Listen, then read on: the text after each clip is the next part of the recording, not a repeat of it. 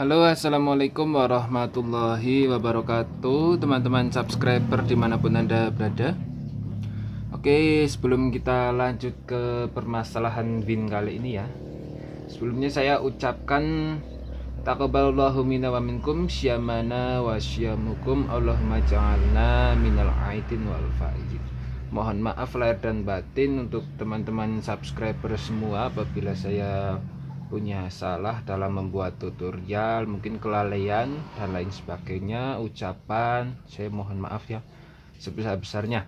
Oke, kita masuk ke permasalahan Win kali ini, yaitu ada bunyi gemericik ya. Bunyi gemericik itu ada dua permasalahan. Ada juga yang keteng kondor tapi sedikit banget, bisa juga dari si bos klep ya. Nah, kemarin ada netizen pada bertanya untuk permasalahan bit ya. Tadi kemarin ada dua nanya soal bit, yaitu ada silinder, bunyi di silinder kop. Silinder kopnya itu bunyi kletek kletek kletek kletek kletek. Nah ya, yang satu mesin sudah di bore up, yang satu masih standar.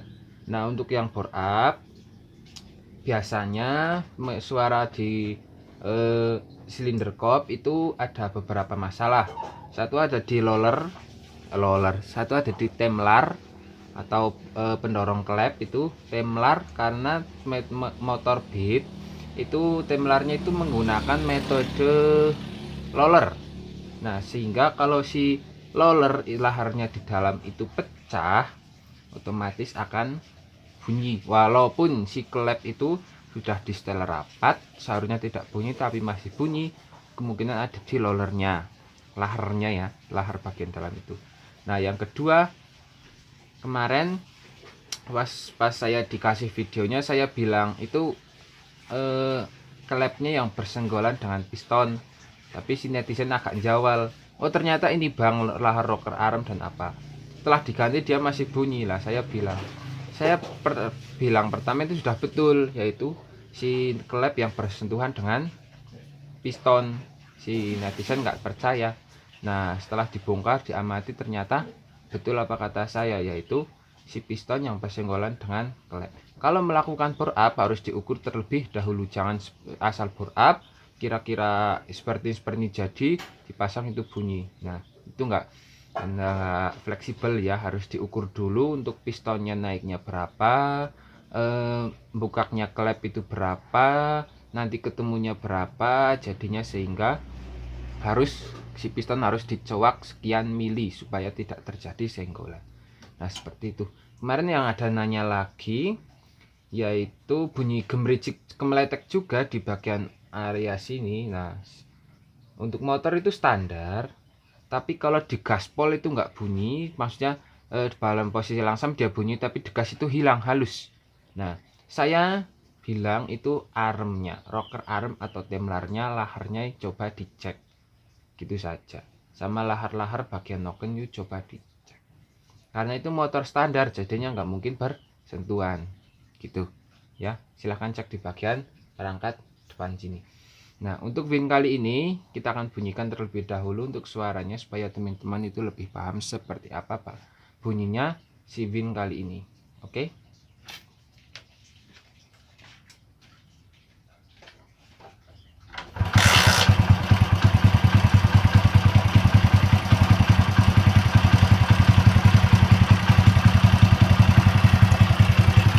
Bunyinya seperti ini.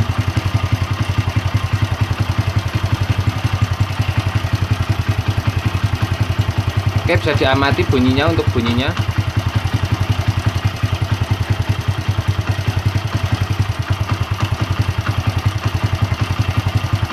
ini jelas banget si keteng ya, karena bunyinya gitu seperti itu. Tapi kalau bunyi klep, bos klep itu biasanya kricik kricik kricik kricik kricik kricik kricik kricik kricik kricik kricik seperti itu. Oke. Nah, bunyinya seperti ini, langsung saja kita evakuasi. Nah, untuk pembongkaran saya next aja seperti biasa, pokoknya tinggal dibongkar. Ini pembongkarannya teliti. Nah, video kabeh kebanyakan durasinya kepanjangan, sing nonton ngasih ngantuk ya. Nah, terus untuk karbunya ini juga akan melakukan setting karbunya. Untuk saya kasih tahu, untuk metode karbu seperti ini ini karbunya sama dengan karbu tipe Supra ya. Pokoknya Supra, Grand, Legenda itu karbunya ini sama. Cuma kalau metode Supra motor bebek itu karbunya itu menghadap ke depan, jadinya setelannya itu di sini ya. Ini setelan di sini karena karbunya menghadap ke belakang. Untuk cara settingnya sama, nanti linknya saya kasih di deskripsi supaya teman-teman bisa cek juga. Video KPO kedawan rapik ora afdol ya, afdol sing saiki golek itu sing utama baik ya.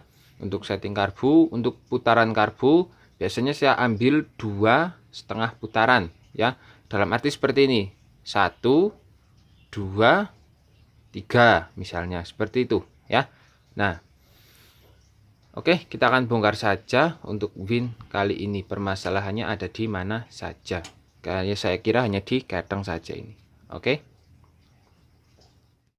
Oke, sudah kita bongkar untuk sini dan sininya batu sudah kita lepas ya. Oli sudah kita ambil. Nah, di sini si keteng itu kendor banget nih. Ini belum saya lepas ya untuk bawahnya ya. Nih, keteng sudah kendor banget. Tuh. Nah, ini yang menimbulkan bunyi gemercek tuh ya. Tuh, ini ketong kendor banget. Ya. Sih. Nah, untuk klep bagian top nanti skripo. Nah, posisi top pramen. Nah, ini untuk klep nggak atas cuma nempel tapi nggak ada spasi, nempel longgar tapi nggak ada spasi tuh. Tapi yang bawah ini banyak banget tuh ya, percaya sih ini tak rorok bunyi seperti ini. Untuk yang bawah banyak banget dan keteng kondor. Nah, ini yang menimbulkan si keteng itu bunyi ya. Nah, kita akan lepas dulu. Ini saya nyopot magnet nggak pakai tracker ya, saya menggunakan congkelan ban bawah sini. Tutut, tapi pelan-pelan ya, takut ininya bengong. Pokoknya inti kerjanya itu hati-hati ya. Alat apapun, akal itu alat khusus ya, jadi nggak bisa dipakai sembarangan. Oke, kita lihat untuk ketengnya.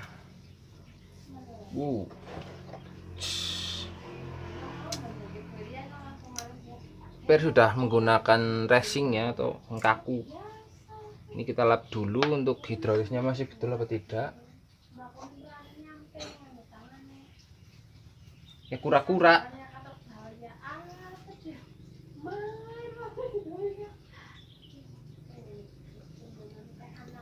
Nah, ini ya, ini ditiup ke sana itu nggak bisa, tapi ditiup ke sini itu harus bisa. Nyedot oli. Disedot ya bisa, sedot ke sini. Tapi kalau ditiup ke sana itu nggak bisa. Nah, ini berarti ini masih betul. Ini masih beres. Berarti cuma ketangnya yang stres. Ini ketangnya stres ya. Ketang wis waya ganti berarti ketangnya. Oke.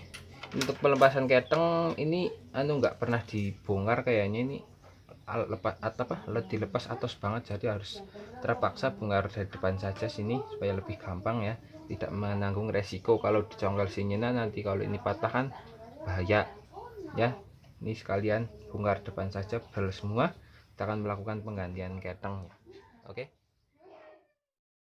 Oke, ada earpodnya kurang dhuwur iya.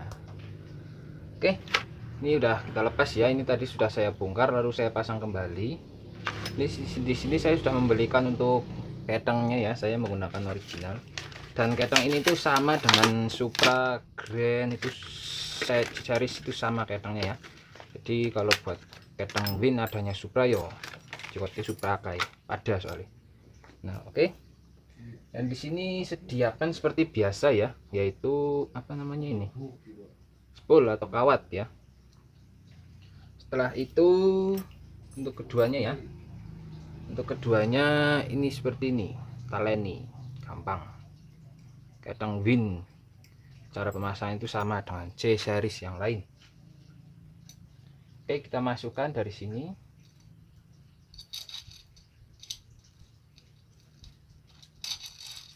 Oke, nah lalu kita pasang. Nah, untuk roda gendongnya, roda gilanya ini seperti ini dulu. Nanti ini rodanya dari sini saja. Ini memang agak sulit ya untuk masukkan rodanya, roda keteng.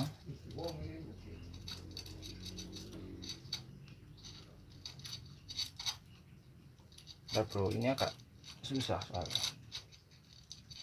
Untuk roda ketengnya kita masukkan dari sini saja. Ini agak sedikit pemaksaan tapi bisa ya. Lalu cari titik pasnya, dipaskan dengan lubangnya sampai pas ya.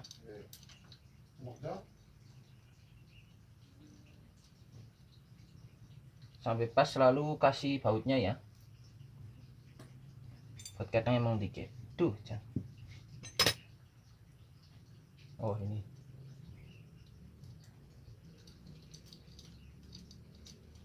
beri mana?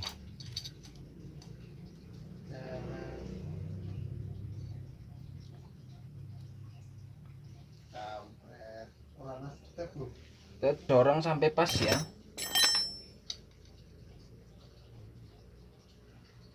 Sampai pas dengan lubangnya. Lalu pasang. Nah, seperti ini. Oke, tinggal ini dipasangkan ya. Nah, lalu ini tinggal dilepas.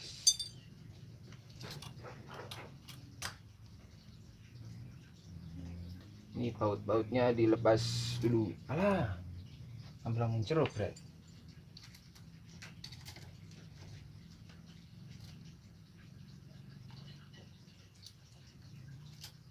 Tak cikot set deh, Jen. Oke, setelah seperti itu, Jen gigal bae, Jen asem kan. Setelah seperti itu kita lepas businya, lalu cari titik TMA-nya ya, karena ini enggak ada lagian di sini juga apa? Tutup ya. Di sini itu tertutup, enggak ada titik top-topnya. Nah, intinya titik top daripada Win, motor bebek atau tidak bebek dari Honda itu spinnya menghadap ke depan, itu pasti TMA ya. Nah, ini sudah TMA, ini sudah menghadap ke depan spinnya tuh ya, spin menghadap ke depan. Oke, untuk setelan klep ini belum saya setel lagi, nanti kita akan setel seperti standar saja, standar pabrik maksudnya ya, biar motor itu lebih halus. Tadi yang di bawah kan terlalu ke kencangan, dia terlalu kencangan yang atas ya. Sekarang kita pengetopan. Di sini ada top, titik top ya. Nah, ini titiknya itu menghadap ke depan ya. Ini kita masukkan saja. Nanti gampang kita geser-geser ya.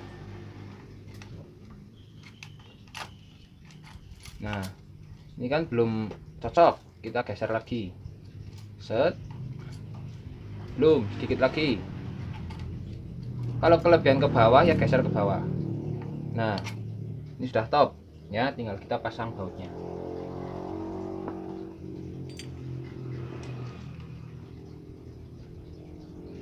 Mudah ya. Untuk Supra apa sebetulnya caranya seperti ini ya, untuk tipe motor R-Bebek Honda. Cuma ini tebel banget, bro ya. Ini lapisannya tebel banget. Kalau dicongkel dari sini nanti malah ini ngasih grepis tembe kena kan, eman-eman itu jenengin rusak. Nah, yang suka tak copot congkel kang jero, ini bekas congkelannya ya, sedikit-sedikit. Jadi ini aman kayak gue ya. Aja congkel kangken ini kok gelem pada petil relo saru. Itu namanya HAM, pelanggaran HAM, hak asasi motor ya. Kita kencangin. Ini sudah top ya, jadinya tinggal kencangin aja, geser-geser nggak apa-apa. Ini keteng bekasan tadinya. Nah, untuk setiap pembelian keteng itu pasti ada rodanya ya. Untuk rodanya mau tak taruh dia singannya. Nah ini ya, pasti dapat rodanya. Kita pasang rodanya.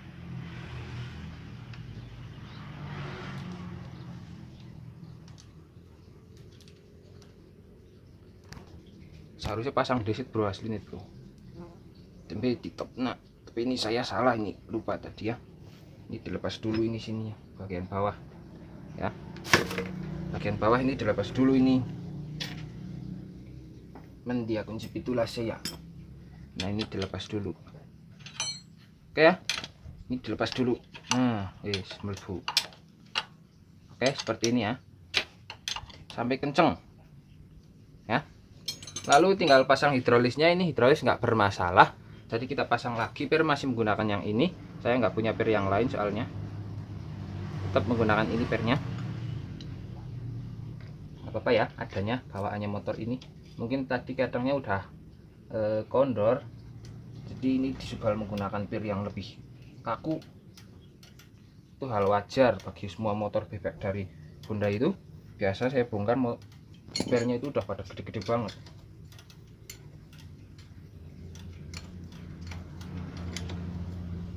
Nah lebih kencang, tinggal ini dipompa ya. Ini dipompa menggunakan oli. Caranya seperti biasa ya, seperti ini. Nah saya posisikan kamera dulu. Nah pas pura ya, lepas ya, tak sikat ngacet. Nah kasih oli sambil ditekan ya.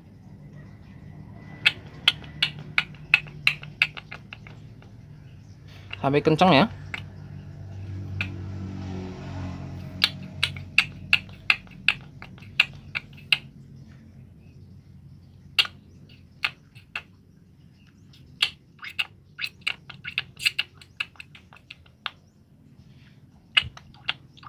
Nah ini udah kencang.